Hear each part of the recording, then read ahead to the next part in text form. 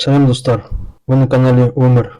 Сегодня речь пойдет об одном из первых дамбристов курса дамбры в городе Саратове. Он расскажет о том, как все начиналось. Достар, огромная просьба подписаться на наш канал, поставить лайк и написать комментарий. Всем Коп Рахмет. Салям, Достар! Сейчас мы находимся в фонде Достар на курсах дамбры. Сегодня в гостях у нас мой брат, дамбрист Заур. Заур, расскажи вкратце, да, биографию свою, да, откуда ты родом, свой рул. Расскажи, да, как ты пришел на курсы дамбры еще в далеком 2012 году, по-моему. В 2012 году, когда... Здравствуйте, меня зовут Заур, рул Байбак Тадаумшар. Родом я с Нузенского района, село Петропавловка. Вот. Как ты пришел на дамбру? Как я пришел на дамбру? Ну, я с детства играл, имел интерес к музыкальным инструментам, в частности гитара. То есть мне, поскольку первая моя гитара была в 12 лет. Как я пришел на дамбру? Однажды вечером позвонил мне мой брат, говорит, не хочешь ли научиться играть на дамбре. То есть существует такой класс, есть преподаватель Жазира Араловна, Зирапа. Вот так и сложилась моя карьера, как сказать, дамбрист. Как в детстве, помнишь, в детстве, когда у бабушки висела дамбра? Ну, тогда я не занимался игрой, я как рок-звезда разбивал о землю. Ну, тогда ты проявил интерес, ну, да? Тогда, да, скорее всего, тогда у меня был мой первый интерес к музыкальным инструментам, хоть и своеобразный. Угу. Ну, ты в дамбре же много кьюев сыграл, да? Самый первый кью какой у тебя был? Самый первый... Еркесулкан. Да, вот. Конечно, хотелось сразу, пришел Адай сыграть Курмангазы, но, естественно, у меня не получилось, так как он достаточно сложный. Я его научился, по-моему, только после 2 лет ходьбы на класс дамбре. Я даже помню тот момент, когда я сам пришел на курс казахского языка, я пришел. Потом там были также курсы дамбры, да? Там у нас большой, ну, не так большой был класс, но при этом много тех людей, они до сих пор с ними общаюсь, со многими. Тот же Рустам, да, Чангириев. Вот, и я просто увидел, там девушка была, Алия. Вот, она играла на дамбре, причем она играла так четко, играла. И она тоже такая в черном балахоне ходила, да, в рокерском. И я еще подумал, такой, вот у меня есть брат, надо ее познакомить обязательно с ней, соответственно, они вместе сыграют.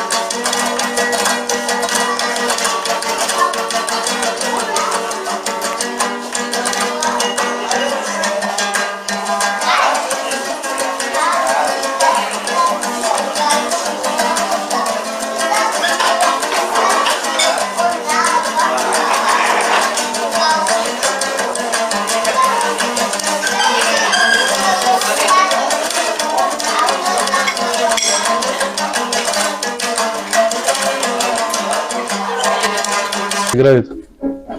Поэтому, да, я тебя и пригласил. И причем я сам был очень рад, да, и горд тем, что ты когда пришел, и ты прям играл четко. Ну, мне очень нравилось. Я не сразу четко играл. Ну, не сразу, но ты... Через год только вот у меня... Ну, не год, но полгода мне что-то начало только получаться. Я почему говорю, что ты сразу это схватил и играл. Потому что некоторые, допустим, ходят по несколько лет, вот сейчас даже, допустим, дети, да, и они только приходят, да, к тому, чтобы играть. А у тебя как-то прям сразу зародился, и ты плюс еще дома, да, занимался также? Ну да, я вот, спасибо, на тот момент я жил с сестрой, вот спасибо ей огромное за терпение, потому что вот часами напролет вот слушать одно и то же, вот скрипение, Мгм. в принципе. А как родственники относятся? Вот? Родственники, ну, они сначала как-то, можно сказать, скептически отнеслись к этому, насколько я помню. Вот, в принципе, сейчас они только за, Мгм. занимаюсь. Это сейчас мне мысли пришли, то, что я вспомнил, как мы часто ездили ансамблем, да, ездили в Уральск, помнишь? Конечно, помню. Это в каких годах было тоже, наверное, 13-х, наверное, годах? 13-й, 14-й, 15-м году мы там были. Было? Да, по-моему, последний раз в 15-м году. Мы ездили в драмтеатр, где-то мы были, и, соответственно, там фотографировались. Помнишь, на Новый год? Да, на Формагазе, да, в драмтеатре. Да, на площади у Акима. Скажи, вот я у всех спрашиваю, да, у всех дамбристов, да, что такое дамбра? Вот для тебя лично, да, что для тебя дамбра? Не просто, это же не просто инструмент, а что он, ну, что он тебе давал, возможно, дух поднимал там лишь. Что для Дамбра? тебя вообще? Да. Не знаю, он как любой другой инструмент. Что он мне мог дать? Ну, это больше, чем инструмент. Намного. Ну, может, это как бы тяга к нему, можно сказать, на генетическом уровне. Вот. Мне нравилось, интересно. Звучание. Что еще могу? Ну, ты применял его где-то, помимо ансамбля, да, куда мы ходили? Ну, да, на всяких мероприятиях в виде дня рождения, юбилея, на свадьбе как-то играл. Вот. Я даже помню, день рождения было у нашей Ажи, бабушка Кубагарова. Ну, помню. Ты играл там, отдай. Я не Ада играл, я играл Талас. Талас играл? Талас. Я его месяц я тренировался перед этим. Каждый день по пару часов вот учил и играл. Угу.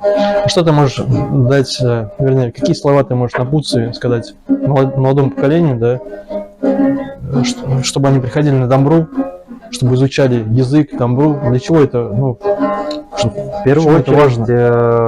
для самого себя, вот, чтобы не потерять самого себя как вот, Как казах? да, не как просто человек, а знать свои корни, свое происхождение, свою историю. Ну, вот это мне... Добра, кстати, меня и привела к этому со временем. То есть, Пришел к тому, чтобы изучать, да? да, что-то интересное. Угу.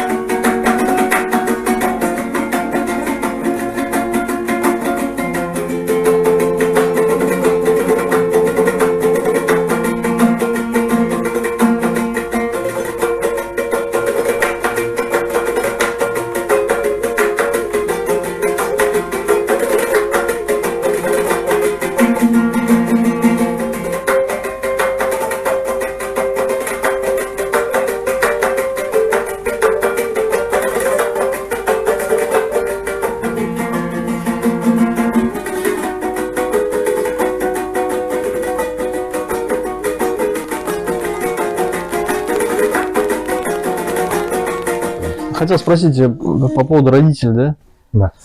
Родители, получается, музыкант. У тебя папа же, дядя Лис, он же музыкант, он же в ансамбле был у него в Петропавловке. Ну да, он по молодости, он, в принципе, до сих пор играет на гитаре, но он играл в ансамбле на ритм-гитаре. Ну, просто вот. Со стороны матери, мама у меня, я бы не сказал, что особо музыкальный человек.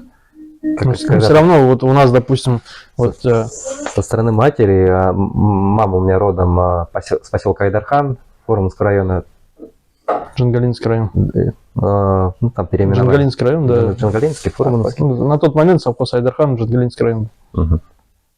Вот. У нас есть музыканты. Да, вот да. со стороны матери там... Мама, возможно, нет, но у нас музыкант, кто? Дядя Нурбулат, гармонист.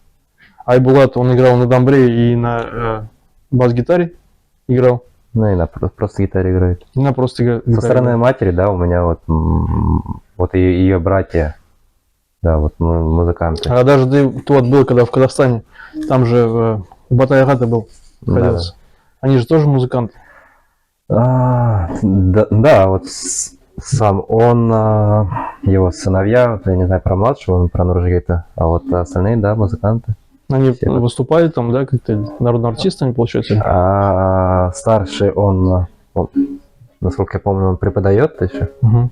А средний сын, это Ержан, он занимается как музыкант, проведение, всего прочего.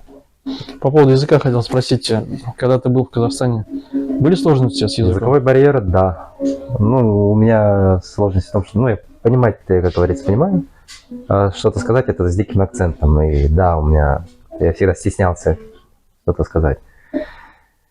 Вот. А так языковой барьер, не сказать, чтобы он сильно мне мешал, но препятствовал, да, некоторым. В принципе, если находиться в среде носителей казахского языка, то есть когда вы там постоянно между собой общаетесь на нем, намного проще. То есть уже со временем я стал больше понимать, о чем речь идет. Не как вот в белом шуме. Угу. Вот, Я тоже, когда я приезжал в Уральск, да, вот, к родственникам, друзьям, в Алмату, когда ездил, когда находишься долгое время, да, среди них, среди казахов, которые знают казахский язык, да, сразу вспоминаешь какие-то слова. Вот. Такие вот выражения, которые у тебя в памяти отложились, запылились там, да, еще лежат. Ты их здесь не променяешь в России, да, соответственно, когда приезжаешь в Казахстан, их легче вспомнить. И так же у тебя получается, да, потому что в детстве ты в любом случае слышал же. У тебя же бабушка, да, и дедушка, которые в Петропавловке жили, они же тоже разговаривали чисто на казахском языке. Ну, да, но как-то сложилось так, что вот с нами, они вот с внуками всегда, на русском. Может быть, я не знаю, времена такие были, что нас некогда было учить. Вспомни вот нашу бабушку, Куйбагарову, да? Она всегда разговаривала на казахском языке. Да? Всегда. У нее не было там, редко прям слова некоторые проскочат на русском языке, но это прям край. Потому что она всегда стремилась на казахском. И она я же все время во всех интервью рассказываю про нее, да, то, что я с ней жил в детстве. Детство и юность, потому что она одна осталась, все разъехались в город. И, соответственно, меня учила, потому что почему она меня учила еще? Потому что, чтобы со мной общаться, да, чтобы со мной разговаривать было проще. Что-то мне сказать, куда-то в магазин съездить, она, соответственно, мне говорила на казахском языке. Поэтому бытовые слова я изучал. Даже словарик был, там и записывал. Потом это все в детстве осталось, так и носителя нету вокруг. Соответственно, сложнее. А так, казахский язык изучить, я не знаю, вот, как мне говорили, все-таки здесь его изучить сложнее намного. Здесь нет среды нету. Да, нужна среда, нужно, не знаю, круг общения, вот, но его здесь достаточно сложно найти, кто постоянно будет говорить на казахском языке. Круг общения — это вот фонд Устар. Сюда если приходить, здесь дамбра, вот я, кстати, дамбру заказал прям на днях, буквально пару дней назад, потому что я пришел на курсы дамбры, снимали, да, интервью, и мне прям захотелось поиграть. Я же тоже ходил же на занятия, захотелось поиграть, у меня друг Рустам, да, Чингреев, уральский, я ему заказал, вот он должен привезти. И мы в процессе, вот пока перед тем, как заказывать, в процессе курсов, да, там Бахчан Апана играл на дамбре, там, да, на курсы пошла. Вот, и там цифровым методом написали, как играть, да. Вот, песня «Домбра» ногайская. Вот, и она начала цифровым методом играть, а я не понимаю вообще цифровой метод. Я на слух пытался. На слух, и мы в процессе да, начали поспорили с ним на то, чтобы вот как придет домбра, я научусь по слуху, там, да, с помощью Ютуба. Вот, она, соответственно, по цифровым методам. И мы, возможно, там через пару недель, либо через месяц встретимся и, соответственно, сыграем. Но это, опять же, стимул, мотивация, чтобы научиться играть. Ты, кстати, давно же не ходил на курс? Давно не играл, да, получается? Ну, можно сказать, до сегодняшнего дня я за пару лет брал ее в руки, не соврать, раза 4.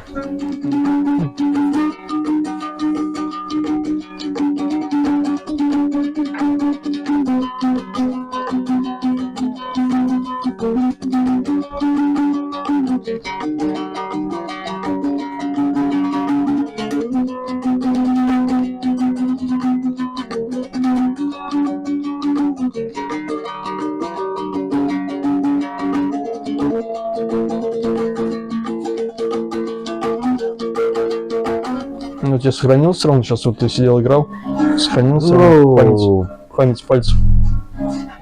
Да, это как, грубо говоря, как обычно говорят, как кататься на велосипеде, но, Да, естественно, не катаясь это долго, качество у тебя теряется. И сейчас... Равновесие ты в любом случае будешь держать. Да, но как... Так же и здесь пальцы, они все равно помнят, как ставить аккорды. Ну, в принципе, можно согласиться, но с другой стороны, это тяжелее, намного тяжелее, без практики. Рахмет, Дустар, за просмотр, ставьте лайки и подписывайтесь на наш канал. Всем коп Рахмет.